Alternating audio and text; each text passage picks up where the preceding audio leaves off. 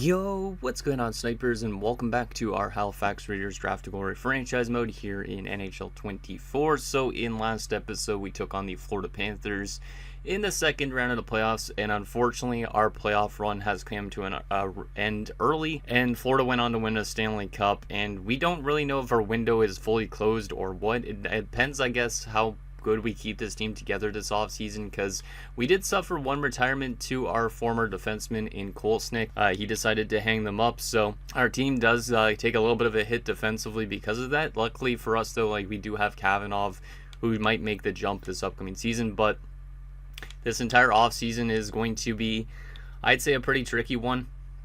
Main reason is because we do have a lot of guys that are pending UFAs. Like if we go to all expiring, we have a lot of decisions to make, especially with Ahinen, Hamalainen, Booze, Raymond, Boys. I would like to hold on to as much players as possible, so that's likely what we're going to try and do, is hold on to as much players on this roster as possible to give us the better chance to get good chemistry and all that stuff. But I honestly don't know what's going to happen this upcoming year, if this team is going to make the playoffs or what, if it's going to suffer a lot of drop off, because obviously our team roster is also getting older. So the guys that are signed for next season already, like Willem, for example, he's dropped down to an 87. He could be even lower at the start of the season, maybe an 86, 85. Lehman might be on the decline soon too. So I don't really know what to make of this team going forward. I think though, obviously, that I think we could probably still contend for a playoff spot, but it depends really mostly on the drop off of some guys, and also, like I said, if we can contain this roster and sign everybody that is a pending free agent as well. So it is going to be a lot of work, obviously, this offseason, but we're going to do our best to just keep it as the same as it was last season in a way, and hope that we get a different simulation. I do currently still like our current head coach that we have with this roster, so likely we'll keep him here. He has worked well with this team. He does need an extension, which is interesting, so hopefully he wants to re-sign with us, but he's been probably one of the better head coaches we've had in this series in terms of getting us wins during the regular season. He's got a 64.5 win percentage, and his playoff numbers are 39-31, so he has been pretty solid as a head coach. So I would like to hold on to him as our coach going forward, even if it does mean our team isn't as good, or maybe is still good but not as good in the playoffs. So hopefully we have a good run still this upcoming season, but you never know what is going to actually happen with this team. I am really confused on what this team is going to go through in terms of next season. Are we going to be a team that misses the playoffs just barely? Are we a team that's just making the playoffs? Are we a team that's dominating again like we've done in the last few seasons? Are we a team that's really not going to be doing that good and miss the playoffs by a long shot? So I guess we'll have to find out and see what ends up happening. But let's first get to you guys' comments before we get into this offseason and see what we could do to get this team into being a good team. So the first comment is from Michael Dose, who says, keep seeing Dag and get confused if he's your goalie or not, mixing him up with Winnipeg and Halifax, LOL. Yeah, it's a little bit weird for me too, because Dag is the goalie of the Florida Panthers, and obviously, if you guys have been following my Jet series, he's my starting goaltender, so sometimes I get confused, and it's a little bit weird just seeing Dag on the opposition rather than in our own net, so it's a little bit confusing on that front. And the last and final comment is from Logan May, who says, Florida opened the floodgates in Game 7. Felipe was flippant with his defensive play. And yeah, Felipe was really tragic, and it makes me look like a bad GM bringing him into the team, but he was doing fine up to that point. And then for some reason, he was a -6 in the game that we needed to win to get ourselves to that conference finals, but unfortunately he wasn't able to do good, and yeah, he was really tragic in that game. So hopefully we can find a way to be a better defensive team going forward in the playoffs and more consistent, because our consistency definitely hurt us in that run that we had. We had some good offensive production from some guys, but obviously, like I said, the defensive play and the goaltending inconsistencies really showed for sure with this roster. But anyways, let's get into this draft, because obviously a lot of these players that we're going to be drafting aren't going to be making a huge impact in this series, so we could probably go through this draft quite quickly. And then free agency and re-sign stage-wise, it should be interesting. Re-sign stage-wise, like I said, I hope that I can keep on to everybody that I have.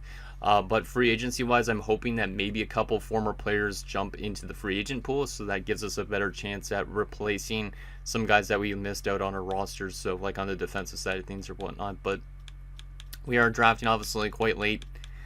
We are drafting all the way at number 27. Yeah, not great. Let's see, what can we get at 27? I think there was some NHL ready guys, or close to NHL ready guys, that I saw at the end of last episode. I don't remember for sure, but I'm going to definitely check. Let's see. Around 27. Oh yeah, there was like Prohorkin, who looked okay. Kuda. Maybe not actually even. Yeah, maybe there wasn't. Maybe that was my Jet series that I'm thinking of. I get confused sometimes, but there was like some good goaltenders, like Mauricio McKenzie, who's only 3 years out, but we probably wouldn't get to see him play. Hernandez looks decent, but he's not supposed to go first round. Yeah, I don't know about this draft class, to be honest. There's a good chance that we might make our first like 3 or 4 picks, and then we might auto sim just based on that. But let's take a look at what this top 5 is looking like. Buffalo has the first overall pick. Let's see who they take in this. What draft is this? The 2032 draft, I guess? Or maybe it's the 2033 draft. I can't remember exactly. But let's take a look and see what happens. So there goes Brzgalov to Buffalo. Medium elite, 81 overall playmaker. Has some X factors. Looks pretty damn good. I kind of wish in a way that like our team would have missed the playoffs in a way just to get maybe another good prospect in, but at the same time we wouldn't get to see much of them anyways. But Lemaire going to Colorado. Vincent Lemaire, another playmaker, but a left wing, not a right wing. San Jose at 3 takes a sniper in Doan, who's a 79. Looks pretty solid, pretty good shooting for sure. New Jersey at 4 is going to take Biro, who's an 80 overall left wing playmaker. So a lot of playmakers in this top 5. So that's kind of interesting. And then Boston at 5 is going to take Devin, who's a top 4 defender. So yeah, this draft class might not be the best on paper, to be honest. So I am still hoping that we could find maybe a steal, but I doubt it. As the medium elite goalie in Scavello just won 58 overall. Let's take a look and see if there's anything interesting before that. Doesn't really seem like it. A high 9 going 16th. Yeah, I feel like this draft class is not going to be great. There's a good steal there at 12, though. Schofield going to Washington. There's also Bartley, who went 7th overall, medium elite 79 overall after a top 6 forward and a top 4 Ds. So the Jets and the Bruins also made some pretty big mistakes. Okay, let's take our pick here and see what we get snag up. So we had Prokhorkin as our pinned guy. He definitely looks like he's going to be not that great defensively in terms of physical play as well. Skating wise might not be that great. He might be just more of a shooting puck skills guy. But there's not really much other options out there, to be honest, at this stage. Maybe this Kondratyov guy could be a low elite, considering he's 4 years out. How's those attributes? PB, yeah, a lot of these guys aren't super good, to be honest. I might just have to take Prokhorkin. Because I don't really want any of these medium 9s that are guaranteed. So, Kulikov, Banting. Banting looks okay, but he has weakness in character. There's also that goalie, Mauricio McKenzie. 3 years out, maybe top 6. The thing is with 3 years out is it's going to not really matter because we won't see them much. I feel like we might honestly just go with the goaltender in Mauricio McKenzie, which might be a little bit of a weird thing, but gives us a goalie prospect that might be able to get to the NHL before the series ends, or he might play in the AHL by then. I think a lot of these other players are not going to make it on time. So I think I'd rather go with the guy with a good potential. So let's bring in another Mauricio.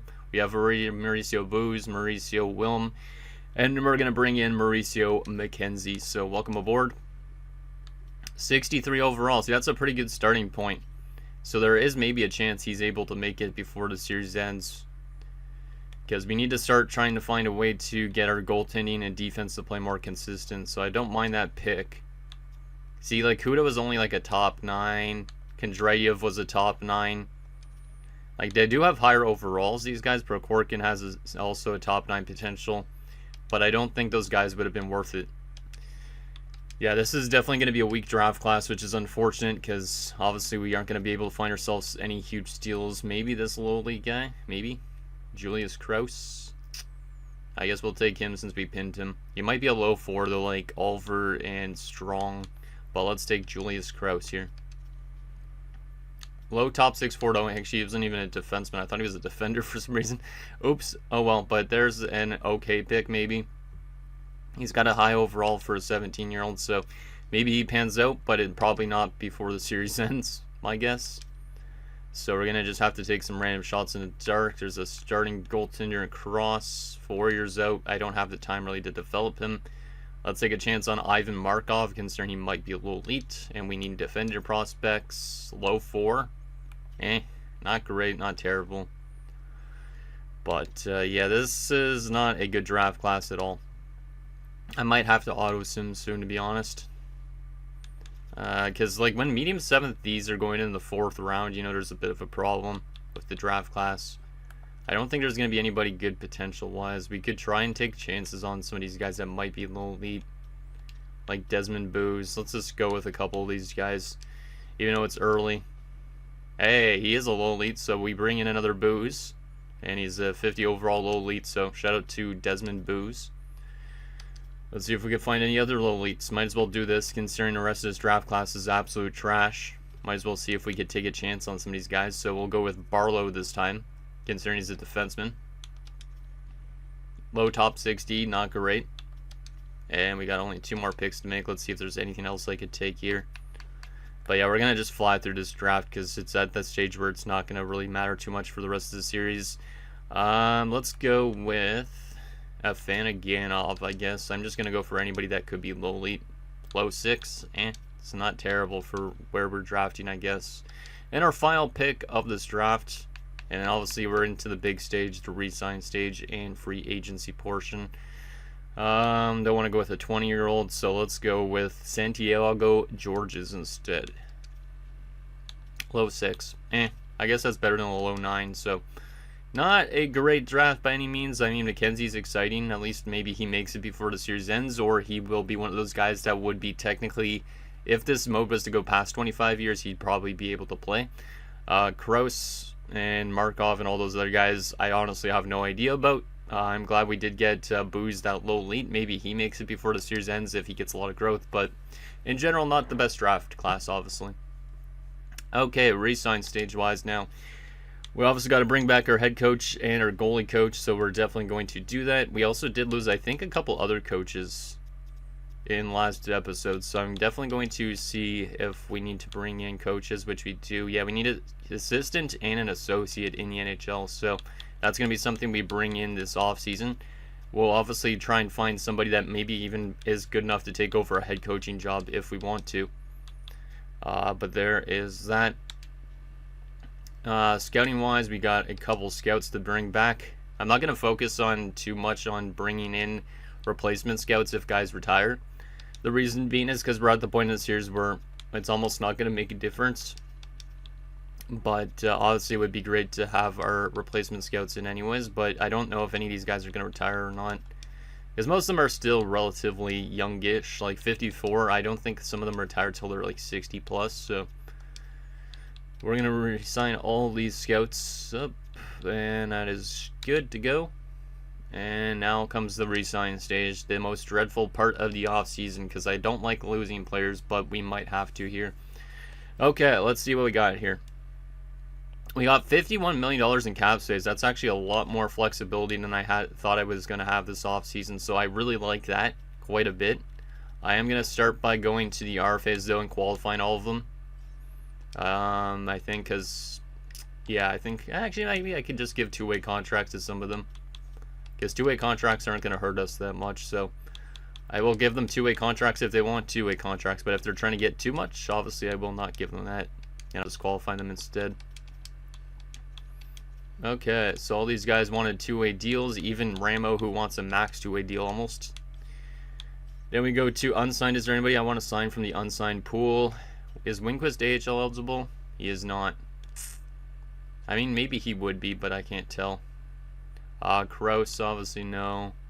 Yeah, I don't think any of these guys need contracts yet. I mean, Verbata could technically get one, but I don't know if he's going to get much playing time. So I'm going to wait on him. McKenzie would be one that we could sign up, obviously. I think we probably should, considering I think we were running two. Actually, we were running Morgan, and I think, yeah, we technically didn't have another goalie in the AHL, so Technically, I think I am going to sign McKenzie already just to get him some development in the AHL level. And hopefully he could jump up quite a bit for next season because we don't have a lot of time to develop him in anyways, so might as well give him a chance already. In terms of UFAs, let's see what we got here. A lot of random crap AHL players. Also guys like Erat to sign for the AHL club because of his potential. Might as well sign Piper as well. Poirier is not going to pan out. We're going to let him go. Humphreys has top 4 potential. I am going to sign him just because of that potential, which means I am going to let go of Renault, I think. Yeah, I'm going to let go of Renault just to free up that roster spot for now, but he could come back as a depth option if we really need to. I'm definitely going to be signing Karpatsev as well for the AHL. I'm going to try and keep everybody else on this roster, I think. The good thing is we don't have any goalies to worry about contract-wise.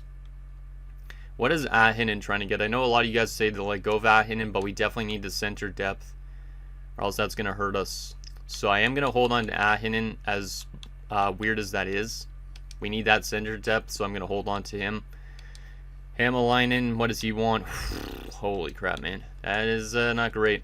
We definitely need to prioritize some of these defenders too. So I guess we could try and get Booz. We maybe should just give Booz what he wants because we know that our defensive core is going to be dwindling. And if we hold on to an 83, it hopefully helps us for a little bit longer. So I think I'm going to give him a 3-year deal at a little bit more than he's asking for. Raymond, oh my goodness. Some of these guys want lots of money, but I got to try and hold on to all of them. Maybe not some of the depth defensemen, but let's try and get a couple of these guys signed up here because we want to be good next season, and it's going to be hard if we end up losing some of these dudes. Like, I got to hold on to Maddox boys probably too, just to help out with the defensive depth. So, going to try my best to re-sign as much of these guys as possible. Probably going to let go of Felipe Flood though, to be honest, just because we could probably find a better replacement out there. And also guys like Cracknell aren't asking for as much. So let's try and get Cracknell back. Turnbull as well, maybe. Yeah, just to give us that depth on defense a bit. Kozlov, we'll give you a 2-way deal if you want to accept that. That would be great. And then, yeah, it comes down to Hamalainen's contract and Dodge's, and that's pretty much it. I think we might be able to re-sign most of these guys, which is nice. As long as they're a little bit flexible with what they're asking for. Obviously, it's going to cost us a lot to re-sign a lot of these dudes, but still. Hamalainen, 1-year deal. Let's give you 9.150. It's going to cost us a lot to get all these dudes back. I think we'll still have cap space for free agency, which is nice, so we might be able to bring back some former players, but I don't know for sure if there's going to be former players in free agency. But let's advance a day and see if any of these guys reject. But I think all of them should get close to accepting. I would hope, at least. Let's just see if there was any rejections. I think I saw quite a few rejections in there just as I was skimming through that. And yeah, that was the case. So we still got to re-sign Kozlov, Raymond, Hamalainen, and that's it. And we still have $31 million in cap space. So I think we did pretty good in terms of like saving cap space over the last 2 years, at least to be able to re-sign almost all these guys, which I like. You know what? I'm okay with giving Raymond a multi-year deal, I think, actually, for that matter. Yeah, I'm going to give Raymond a multi-year deal just because we need to have forwards locked up, in a sense, till the series ends. Makes it a little bit easier. Maybe I'll do the same for Hamalainen on a 3-year deal. It might be a bit of an expensive contract, but I need to make sure people are locked up. And Kozlov, you will get a max 2-way deal. And that should get accepted. And I don't think I'm going to bring back Felipe Flood because I think he's still asking for $4 or $5 million bucks, but I'm not 100% sure with that. Anybody reject? That is the question we have now. Just Kozlov. What if I gave you a 1-way deal at $1 million just to be a depth option for us in case? And then, yeah, Flood I think is definitely going to be gone. Yeah, that asking price is a bit high. I'm hoping that there's some former players in free agency at least. So it looks like Kozlov did accept, which puts us to $17.895 million in cap space and enough money to sign some other players. I could bring back Felipe, But at the same time, I wouldn't mind giving an opportunity to somebody like Kavanagh over him. So, I feel like I probably should re-sign him, but maybe there's a better option free agency-wise. So I think for now I'm going to let him go, but I might honestly bring him back just because we need more defenders on this roster. So, yeah, let's begin the sim up to free agency. And we're going to let go of Flood. Our goalie coach needs to be re-signed again because apparently he didn't accept that contract, which kind of sucks. So we need to go back and hire some coaches here. So let's start off by doing that before we get to the free agent portion. There's Tankarat. He wants to be an NHL head coach, but he's going to be our goalie coach. Again, because we need him back, because obviously our goalies are important at this stage. And we also need some assistant and associate coaches. We'll do that in a second, but not just yet. Okay, so let's see if there's any other former players in free agency that we could bring in instead of Felipe Flood, especially on the defensive core, because I think our offensive core should be okay. But, oh, Joel Weber hit to free agency, but he almost wants all the cap space we have left. But I would be willing to bring back Joel Weber for sure. There's also Michelli, which is interesting, but he's trying to get paid a lot of money. How did he do in his first season in San Jose? Not terrible, but not great either. Didn't make the playoffs, but now he's trying to get paid like a lot. Just kind of funny. I'm not going to look even at really goalies because we don't really need them. From a defensive standpoint, let's see. Any former defenders other than Felipe Flood, who we just let go of? Oh, Hudson Burrish is back in free agency. That would be a better option. And he's asking for right around the same contract. He's a right-handed defender too. I like that actually. So I think I'm going to try and bring back Hudson Burrish. And I might try and bring back Joel Weber as well as a forward, for a forward guy. That gives us just a bit more depth in terms of offense and all that. So let's do the exact, a little bit more than anybody's asking for. Try and get Burrish in. And then, yeah, I think I might go for Joel Weber unless there's somebody else that I would want to bring in more. That's not Arsherov because Arsherov has retired a long time ago, at least a few years ago. But, trying to see if there's anybody else that I would bring in other than Weber, because Weber asking for a lot of money. He's a great player, but he is definitely going to be on the drop-off soon, probably. I definitely want to bring him back, I think. But yeah, that asking price is quite a bit. Like maybe I advance a few days, see if it drops or not. Or maybe I just try and bring him in regardless. Because I don't think there's any other former forwards I would bring in here. At least that are not huge impact players. Let me take a look at what our roster would look like if we incorporated Joel Weber into it. Because I'm not 100% sure on our forward core at the moment. So at the moment, we would have Lehman, Del Rovere, Wilm, Ahinen, Ozens, Hamalainen, Boucher, Raymond, Jacobson, Richter, Coop, and Booze. I don't know if we actually even need Joel Weber on the offensive front because we got Colborne too, Dodge. I don't think we need him. But obviously if some guys start dropping off like Ahinen or Ozens won't drop off, but Hamalainen drops off. We might have not needed to bring back Hamalainen. I don't even know if we need him. I don't know if we need Joel Weber. I don't know if we do. Because technically what I'm picturing right now, Ahinen's like the third line center, Boucher's top line center, Wilm on the wing, Richter down the middle, and then yeah, probably Cooper Dodge. Left wing wise, yeah, our left wing core looks actually pretty good without Joel Weber even there. Because I wouldn't mind getting Manny Booze in. Yeah, I wouldn't mind getting Manny Booze into the lineup. So what do we have in terms of forwards and how much forwards? 3, 6, 9, 10, 11, 12, 13, 14. We'll probably end up using Dodge as a depth forward and Coop as a depth forward, my guess. And then Booze and Colborne would play.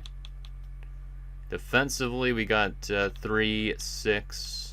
Obviously, if we bring back Bursch, it's a 7th, and then we also have Kavanagh. So I think we might not need to bring any former players back, to be honest. Which might be weird. I kind of want to bring in Joel Weber again, but I don't see a need for him.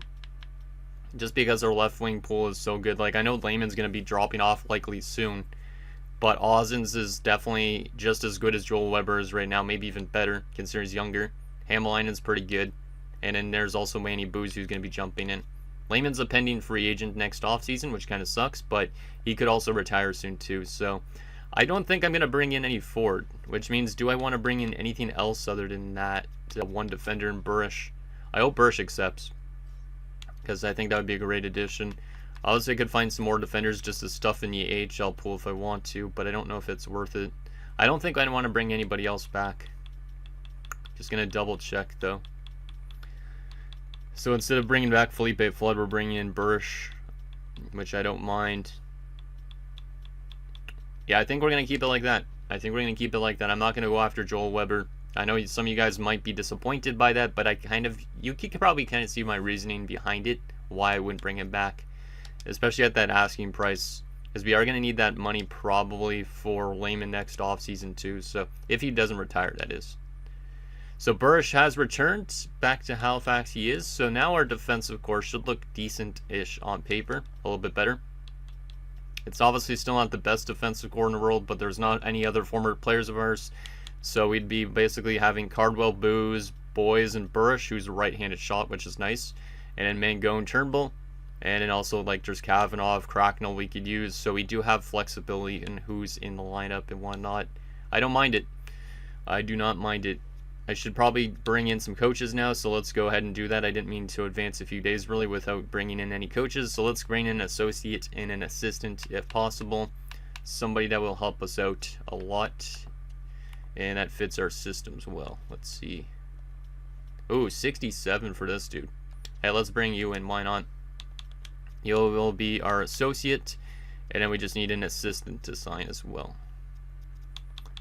We want to have a good coaching staff this year because that could help us become a better team than we actually are on paper. 0% on this person. That must be an AHL coach or something. 70% on this dude. Okay, 70% is really nice. So we'll bring you in as the assistant and hope that you accept. Considering you have 70%, maybe you're going to be our new head coach. There's a chance on that. So there you go. We offered 2 coaches some contracts. Hopefully they sign with us, and then we could readjust who's actually our head coach depending on chemistry and all that stuff. But I'm actually kind of excited to see what our team's looking like next season. I know we're going to definitely suffer some drop-off probably throughout the season, but still. Kloppus is accepted, so that's the associate. And not Chris Hawk, why don't I say Chris Hawk? Aldrich Hawk has accepted as the assistant, so we do have our 2 new coaches in, and I think we're ready to go. So let me just take a look and see if Weber has signed anywhere yet. He has not. I don't think he's worth it though, to be honest, just because he's going to be dropping off. He wants 4 years as well, and he's 32. But also the fact that we have like Hamalainen and Ozens. If we didn't have Ozens drafted and he's not on our roster, I would definitely be bringing in Weber right now. But since we drafted Ozens, I don't think there's as much a need for him, which is kind of nice to say that we don't need to like replace a player. But I wonder where Weber will end up going. And we also got the replace Flood, which is kind of good in a sense because he was a liability. We bring in a little bit of a younger defenseman who's a right-handed shot instead of a left-handed one. I think it'll be pretty good. So let's go ahead here and adjust our lineup, get it set up for the season, and then we'll take a look and see if we have to change coaches or not. So I want Richter in over Coop. So Coop is going to come out, even though Coop is younger. Richter needs to play or else he will complain. We will go to Boucher as the top liner, Wilm over there. We'll probably go Ahinen second line center with Del Rovere and Hamalainen. Raymond will play with, actually not Hamalainen, with Ozens up there.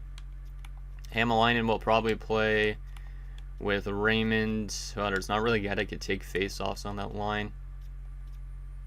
Okay, we could use like Colburn as a third line center instead, because he does have good face-offs. Actually, Richter should probably be up there considering he's an actual center. And we'll use Colburn as the fourth line center, I guess. We could always use Booz as it, but I'm not going to do that. We still have a lack of two-way forwards, so we have a lot of left-wing playmakers, which is interesting. But that's what I'm thinking about running for the offensive core. Who's scratched, though? Dodge and Coop. That's exactly what I wanted, so that's good. Defensively, we have Mauricio Booz, Cardwell, that's good. Boys and Burish. We could always put Burish as a top six instead.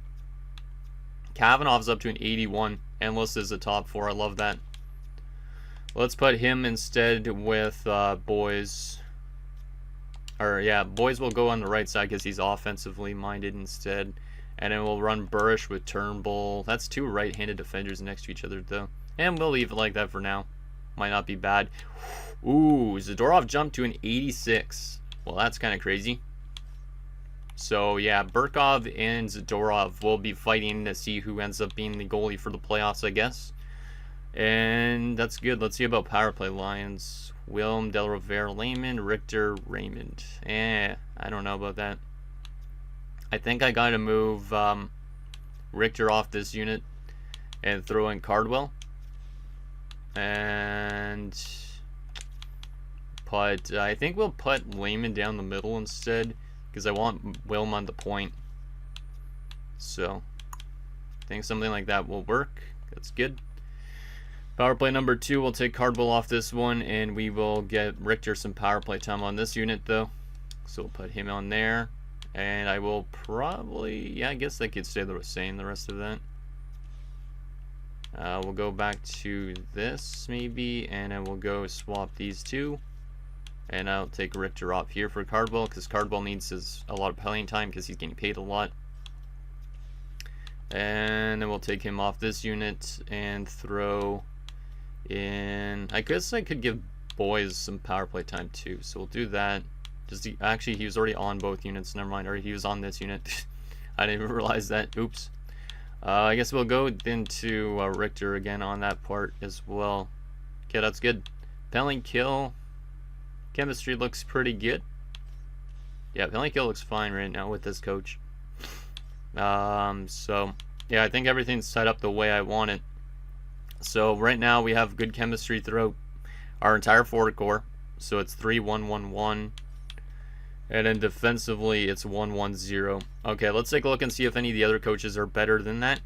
And if they are, maybe they become our head coach instead. Obviously we're going to look at the team fit first. So the current head coach, who's been our head coach for the last few years, who's a defensive-oriented coach, 66%. Okay. Let's demote him to AHL assistant for the time being. See what Klepis is looking like. Klepis is a 66 as well. Okay. So Klepis is a 66. What about Hawk? Hawk is a 64. Okay, so it looks like it's between Klepis and Malakar. So we are going to move Klepis to the head coach just for the time being, just to see the chemistry. And Malakar will be the associate for the time being. But let's take a look and see what the chemistry is looking like with this new coach instead. Ooh, better offensively. Not good defensively, especially on that top 6. But if I was to go back to something like that, it wouldn't even change anything. So I guess that already decides it, because obviously I don't want negatives on my defensive core. So we are going to still run with the same head coach. And then the other guy is going to be our assistant, as we kind of already had idealized beforehand. So Malakar is the head coach, and Klepis as the associate, Hawk as the assistant. And then that goalie coach is still going to be Tankrat. Don't mind that. Okay, so that's all good and ready to go. I think that's pretty much all we need to do. Let me take a look at the contract stuff for a second. I'm curious on how much Lehman's going to cost us. He's only going to want a 1-year deal. This could be the last year of his career if he's only wanting a 1-year deal, which is interesting. Mauricio is also up for renewal, which I forgot about, so we're going to already give him his extension and try and get him to play longer by giving him it. He wants already 11.1, but if I try the 85% trick, it might work. So going to try and lock him up already, because I know that if he doesn't retire and he has a great season, he's going to end up wanting a lot of money.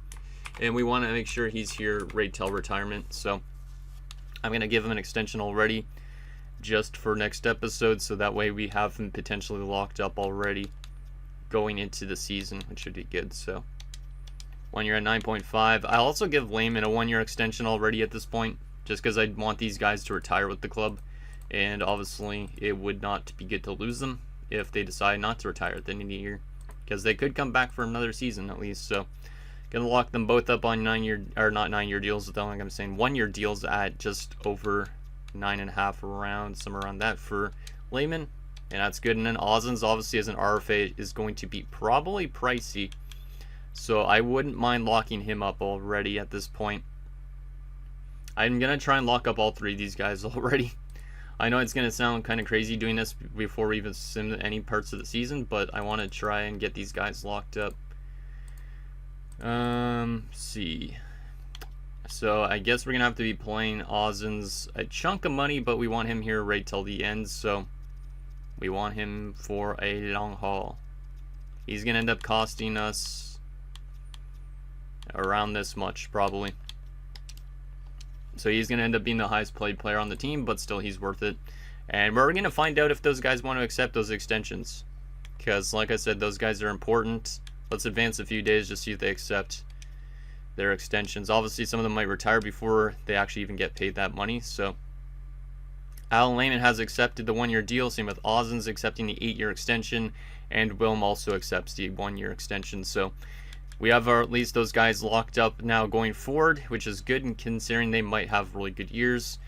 But that does also mean that guys like Ahinen and stuff like that might have less and less of an opportunity to re-sign here in the offseason, but it is what it is. So anyways, guys, that's going to do it for this episode of our Halifax Raiders Draft to Glory franchise mode. So in next episode, we will simulate the entire season. We'll see what ends up happening with this team. Do they make it back to the playoffs again? And obviously, of course, how long do they make it for if they make it to the playoffs? Do we suffer any crazy retirements this upcoming year based on the age of some players? Let me know down below, and I'll see you guys next time.